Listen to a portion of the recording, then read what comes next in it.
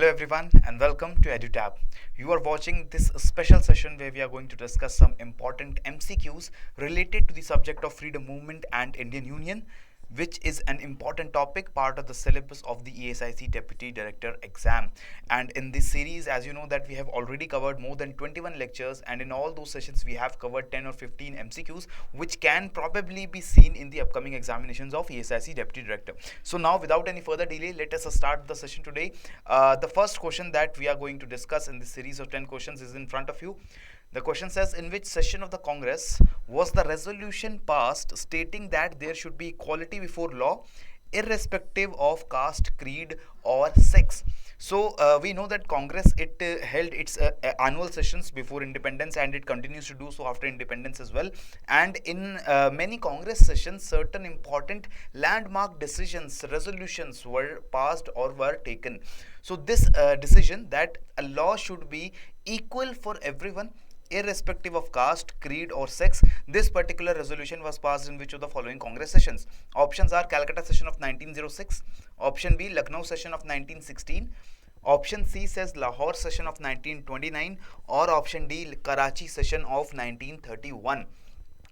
So the correct answer for this question is option number D, Karachi session of 1931. This was the first session where Congress and as a party and also as a political power in colonial India, it passed a resolution backing the fundamental rights, backing the economic and social justice that has to be there in India, and also the rule of law and the equality before law, because we know at that time the colonial under the colonial administration, the laws, the statutes, they were not very equal for different sections of the population, especially for the Anglo-Indians and for Europeans. The law was different. For ethnic and native people, the law was different, and therefore the Congress, it came up with this resolution that the law should be equal for everyone. There should be no discrimination based on the ethnicity or caste or sex or creed of any person, and the fundamental rights of the people, they should also be secured. And this Karachi session of 1931, you must remember, it happened after the civil disobedience movement was launched by Gandhiji in 1930.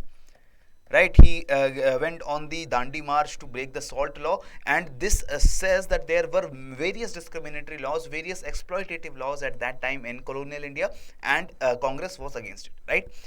Next up, question number 2 is in front of you. Which of the following marked the beginning of bicameralism system in India? The bicameralism system, as we know, that this is a system of legislature where the legislature or the law making body has two houses.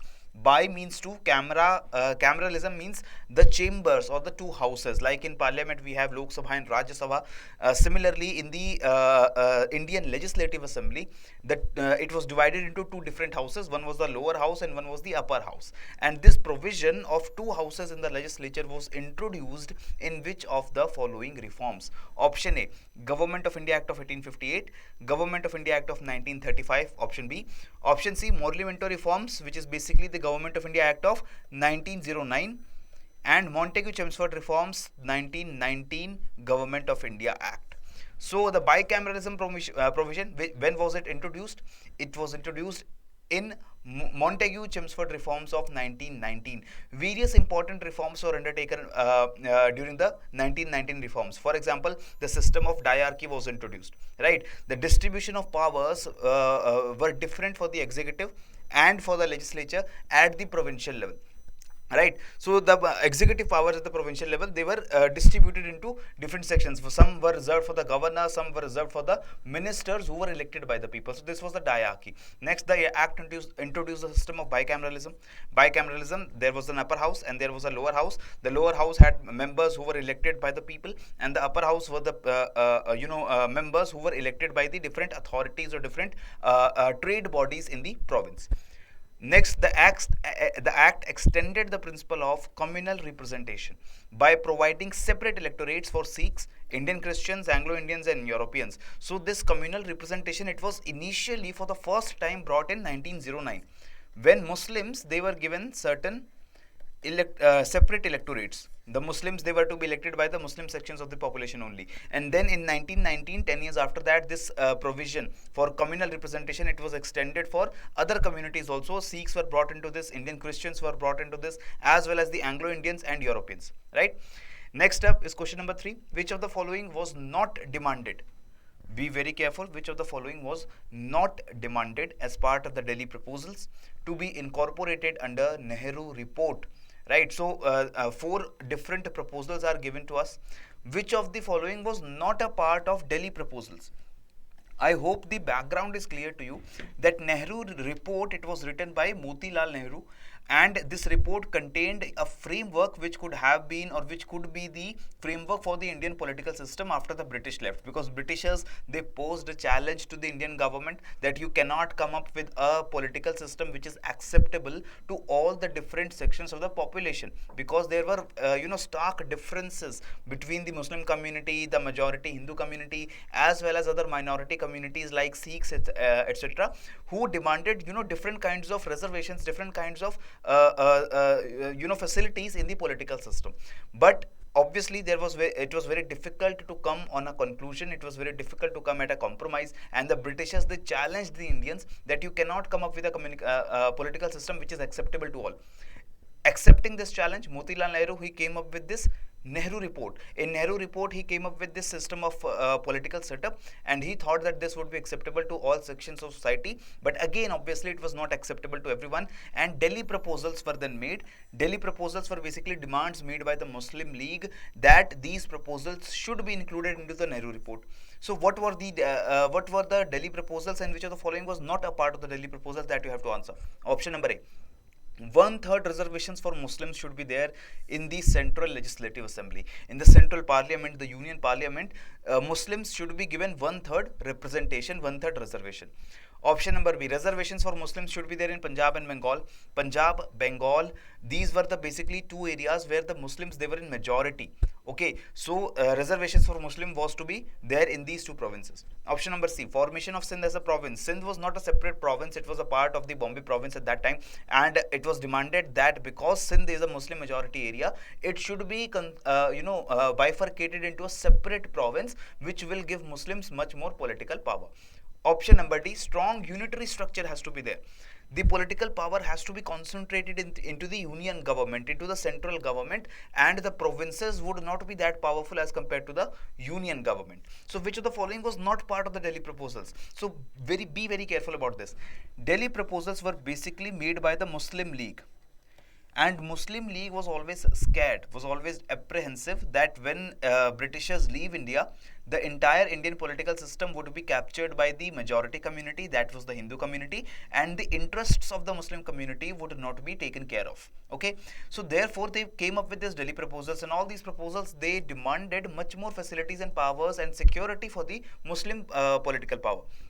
Therefore, obviously, they demanded that 1/3 reservation should be there for the Muslims in Central Legislative Assembly. They also demanded that all the Muslim majority provinces, like the Sindh province, like the northwest frontier province where Muslims were in majority, and Bengal and Punjab, they should be having Muslim representations and Muslim majority in their legislature. They also demanded Sindh and NWFP to be constructed as a separate province. Similarly, they wanted a decentralized structure. They wanted the provinces to have much more power, because all over India, the Hindus, they were in majority, right? 80% population was Hindu. So obviously in the central legislature, the number of politicians or the number of members would be in favor of the Hindu community, because 80% population at the national level is Hindu. If the central government is very strong, then there is a chance that the interests of the Muslim community, that they can be compromised, and therefore they wanted the provinces should be strong, so that all the Muslim majority provinces, they can take care of their own and are not dependent upon the central government. Therefore they did not want a strong unitary structure, they wanted a weak unitary structure, and they wanted a much more decentralization of power. They wanted provinces to be much more powerful, right? So first, what were the demands in Delhi proposal? Sindh should be made a separate province. Northwest Frontier province, which was basically a commissioner's province, it was not given as much autonomy, as much power as other provinces. It should be given much more powers. It should be treated as a separate province. Then Muslims should be given 1/3 reservation in the central legislature. in Punjab and Bengal, where the majority population was Muslim, there also Muslims should be given reservation in accordance with their population. So whatever population Muslims have, 60%, 70%, according to that, they should have reservation in the Assembly of Punjab and Bengal. These were the demands of Delhi proposals. Okay. Next up, question number 4 is in front of you. Question number 4 gives us a list of 4 different socio-religious reform organizations, and we have to arrange these organizations in the correct chronological order of their formation. The organization which was formed the earliest has to be mentioned first, and the organization which was found the latest has to be given the last rank. So 4 organizations are Brahmo Samaj, Arya Samaj, Paramhans Mandali and Satyashodhak Samaj. As we know, Brahmo Samaj, it worked for the revival of the or the reformism of the Hindu religion, and Arya Samaj, it also worked for the revivalism of the Hindu religion. Paramhans Mandali, it worked for the benefit of the backward classes, and Satyashodhak Samaj was also working for the benefit of the downtrodden castes, the scheduled castes. Okay. So if we want the correct order of their formation, the earliest organization which was formed is the Brahmo Samaj. Brahmo Samaj, it was formed in 1828 by Raja Ram Mohan Roy, right? A very famous personality from Bengal who was associated with the, first of all, Brahma Samaj. It then transformed into Brahmo Samaj. Okay. Next came your Paramhans Mandali. Paramhans Mandali was formed in 1840.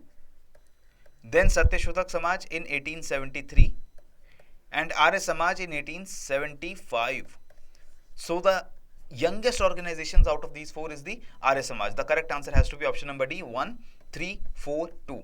Be very careful about the chronology. In the ESIC examinations, we have seen in the earlier question papers as well, the examination has a very good level of questions, especially from the modern history. If we talk about the freedom struggle, the years and the chronology of different events and the organizations is very, very important.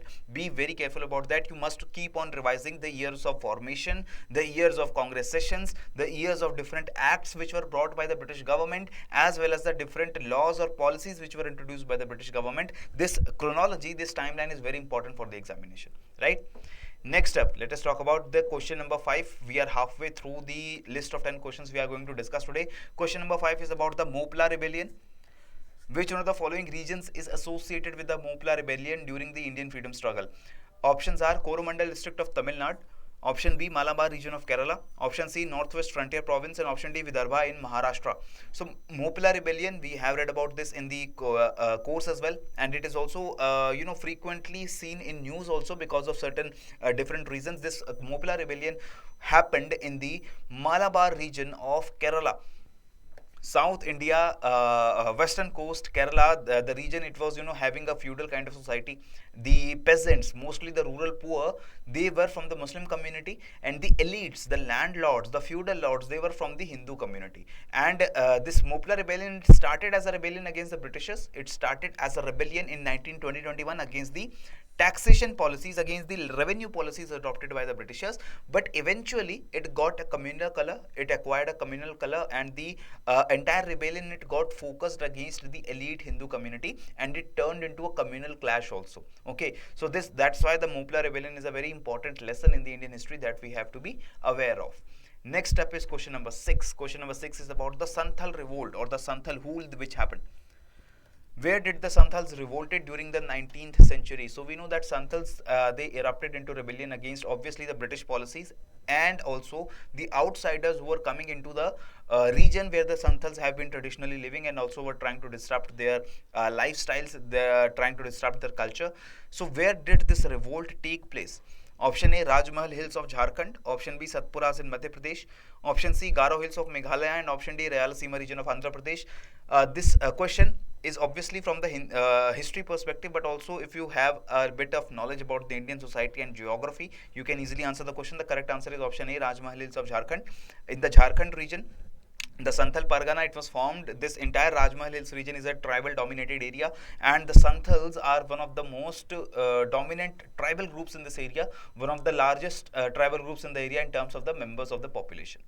Next up is question number 7. Which of the following works was written by Dadabhai Naoroji? Which of the following works or books was written by Dadabhai Naoroji to highlight the economic exploitation of India by the Britishers?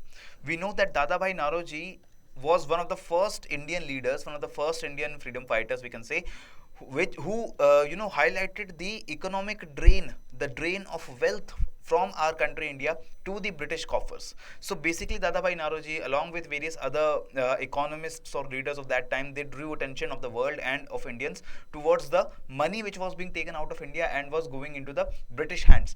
In a book he wrote in 1901, Dadabhai Naoroji, he highlighted his theory.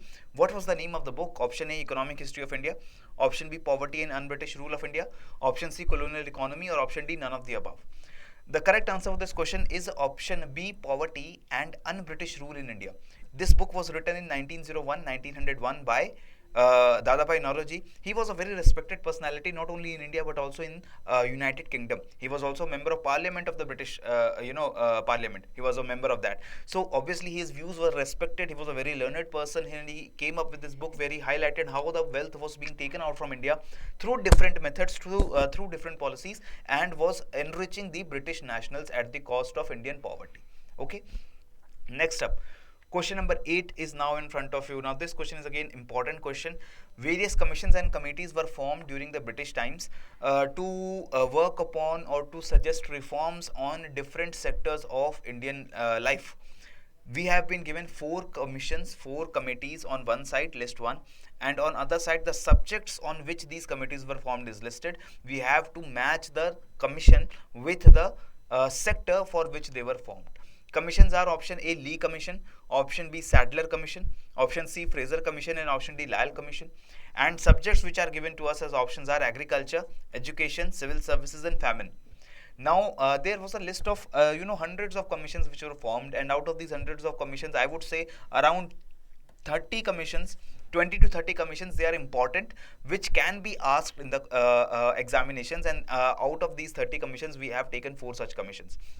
Now, if you know out of these 30 commissions, if you know about even 15 or 20 such commissions, then obviously if these kinds of questions come where you have to match commissions with the subject, or you have to match commission with the year in which they were formed, even if you don't know about all the 4 commissions mentioned here, if you know only about 3 or 1 commission mentioned here, you can again guess your answer. For example, the Sadler Commission, a very famous commission which was formed in 1917 to suggest reforms for improvement in the Calcutta University administration, the Calcutta University which was there in Kolkata or Calcutta at that time, and what measures should be taken to promote higher education in India, and what measures should be taken to promote education and make the administration better at the Calcutta University. This Sadler Commission was there. Obviously it is matched with number 2, and this is one of the most important commissions related to the sector of education. So we must know about the Sadler Commission.